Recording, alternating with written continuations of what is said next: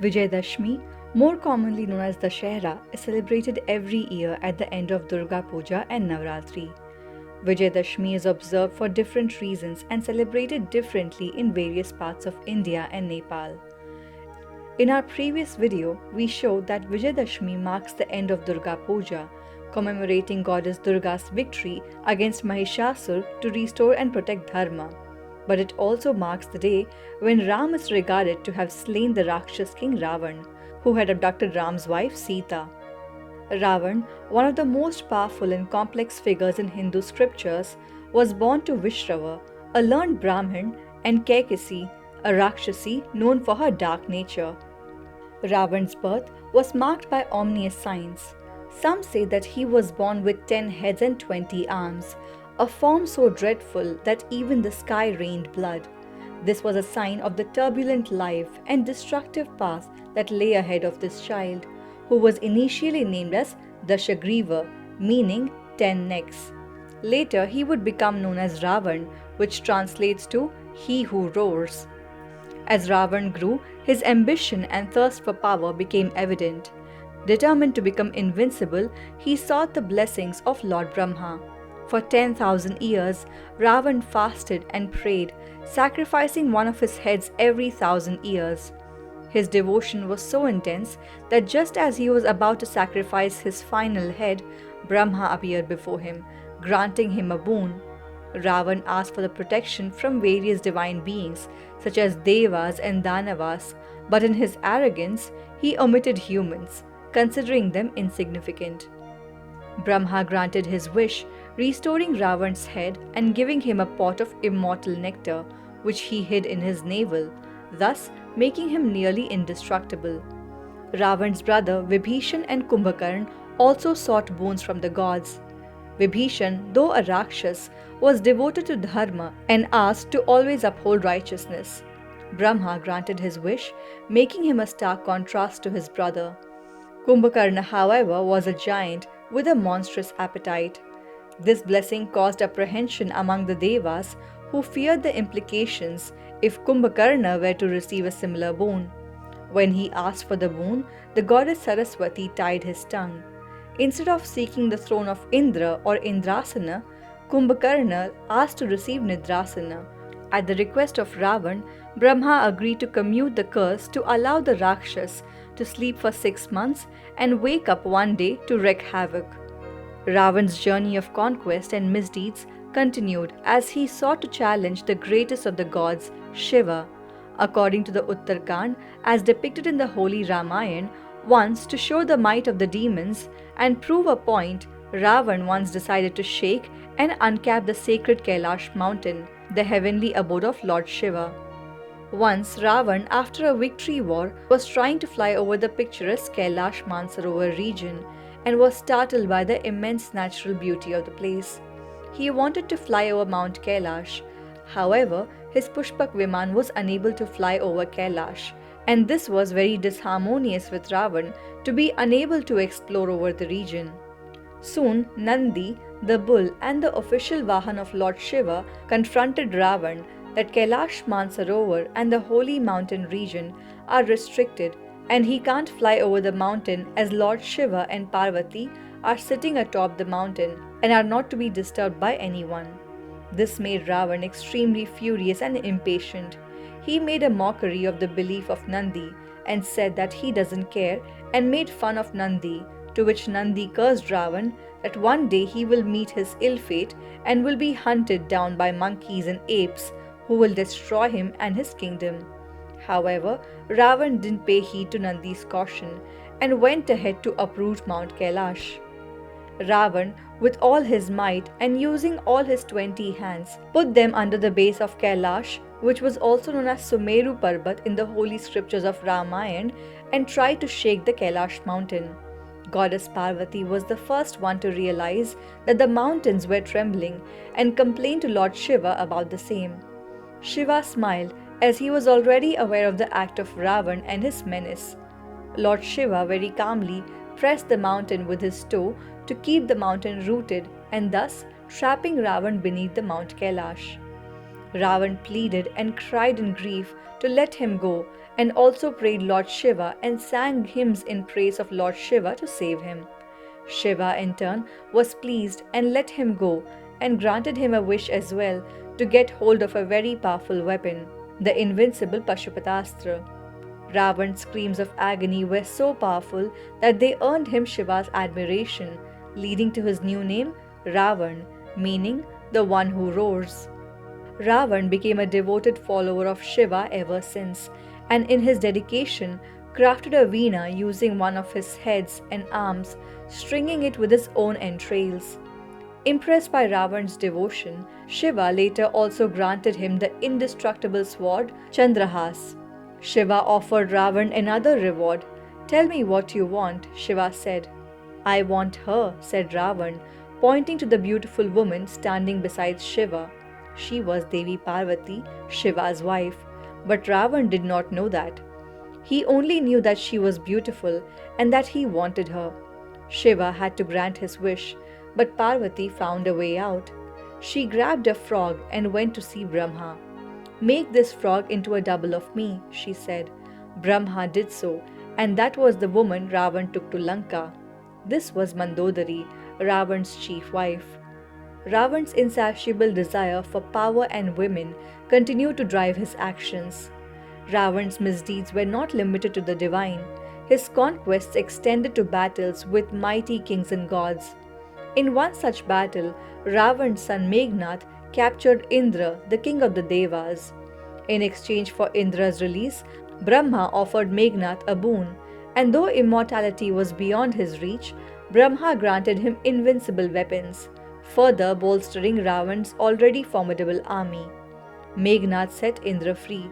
Brahma then gave Meghnad his new name, Indrajit, meaning the conqueror of Indra. Ravan's sister Shurpanakha also played a role in the chaotic and destructive path he walked. Ravan's wife Mandodari was a vegetarian.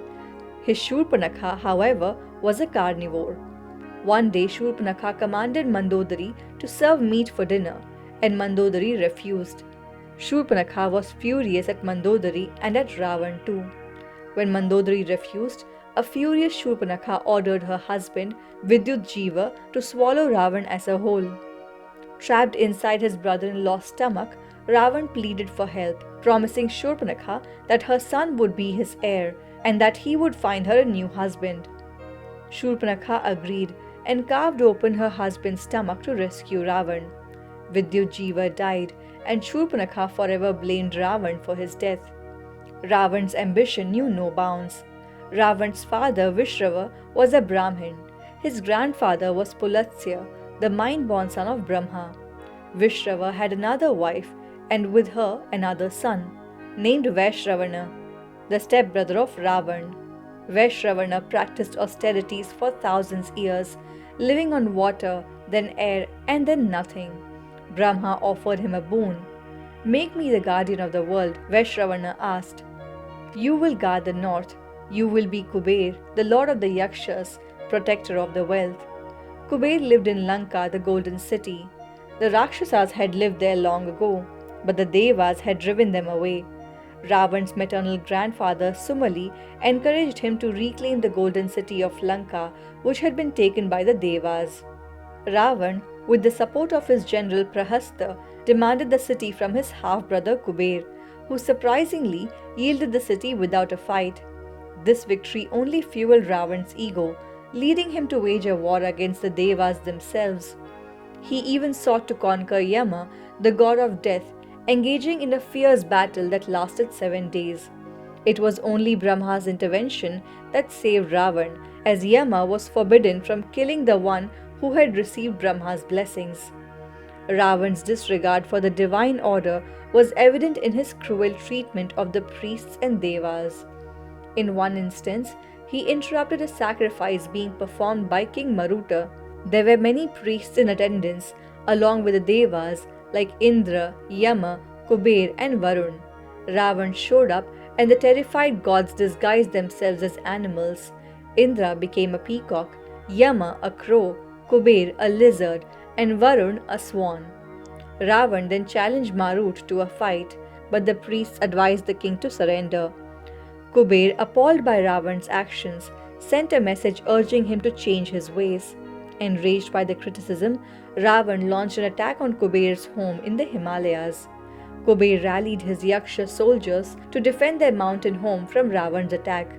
Kuber and the Yakshas fought bravely, but they were no match for the Rakshasas.